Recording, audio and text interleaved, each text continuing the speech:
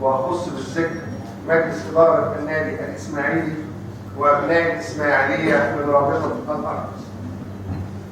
تحية معطرة بروح الشباب أمل مصر في المستقبل. تحية مملوءة بالحياة والحيوية والنضارة والتفاؤل. تحية الطموح والرغبة في نهضة النادي الإسماعيلي، حلم الإسماعيلية وعشقها.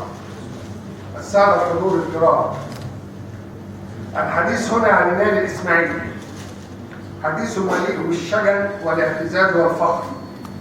النادي الإسماعيلي الدراويش، برازيل مصر، وفاكهة الكرة المصرية، عشق البيوت في كل أنحاء المدينة وربما مصر والعالم العربي.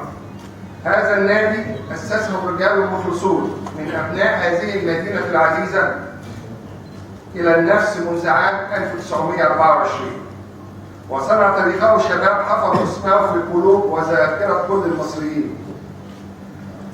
ولا تنسى مصر أبدا أن الإسماعيلي هو أول فريق مصري وعربي يغزو القارة الأفريقية عام 69 ويفوز بكأسها ويقتنص من فم الأسود والنمور في أدغال القارة الأفريقية. من هنا انطلق النادي الإسماعيلي عازفا أروع سيمفونيات الكرة المصرية إلى المساهمة في المجهود الحربي أثناء حرب الاستنزاف، عندما جاب ملاعب الدول العربية دعما للقوات المسلحة حتى تحقق النصر العظيم في أكتوبر 73. إنها مسيرة طويلة مليئة بالذكريات والبطولات والنجاحات. السادة الحضور، يأتي هذا اللقاء الطيب في لحظة فارقة يبدأ معها مشوار النهضة والتطوير، انطلاقا من حلم الإسماعيلية والإسماعيلي، النادي الاجتماعي، والمنتظر إقامته على مساحة 22 فدان قدمتها المحافظة تبرعا للنادي العريق والذي يستحق أكثر من ذلك. هذا النادي الذي يعد أول نادي اجتماعي للنادي الإسماعيلي منذ إنشائه من أكثر من 90 عاما، والذي يتضمن أيضا عدد 12 ملعبا متنوعا وحمام سباحة أولمبي وسوقا تجارية ومسجد وكافيتيريا وأماكن انتظار السيارة. واليوم يأتي الدور الرائع لوزارة الرياضة تحت قيادة معالي الأستاذ العمري فاروق ليصبح مشروع النادي الاجتماعي حقيقة ومنارة تنشر الحب والانتماء وتنمو مع عضوية محبي وعشاق الإسماعيلي، ويسعى المشروع إلى تكوين مجتمع عائلي يتعارف ويتحاب ويتماسك ويستعيد هويته وأصالته التي تعد سمة يتميز بها الشعب الإسماعيلي على مر تاريخه.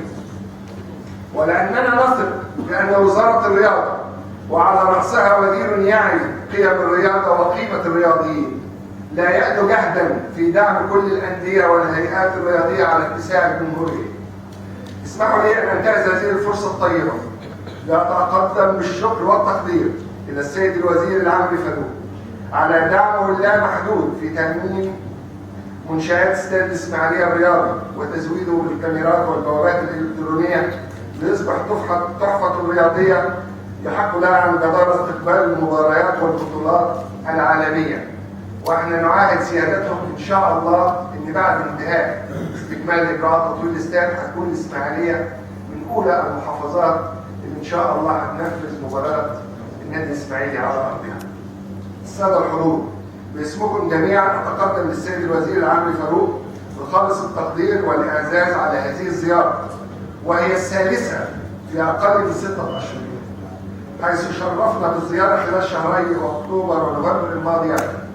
إن الهدف من هذه الزيارة اليوم إظهار الدعم المعنوي والمادي للنادي الإسماعيلي ومشجعيه، وتدشين المرحلة الرئيسية في إنشاء النادي الاجتماعي والموافقة على طرح المحلات التجارية المنشأة أسفل مدرجات الدرجة الثالثة بالنادي لتحقيق الحلم، ووضع النادي في مصاف النوادي الكبرى من حيث المنشآت الرياضية والاجتماعية، والتي ستعود بالإيجاب على أداء النادي. وأدعو الله تعالى أن يوفقه ويوفقنا لنهضة الرياضة ورعاية الرياضيين وتحقيق نموذج حديث لمفهوم الرياضة المعاصرة.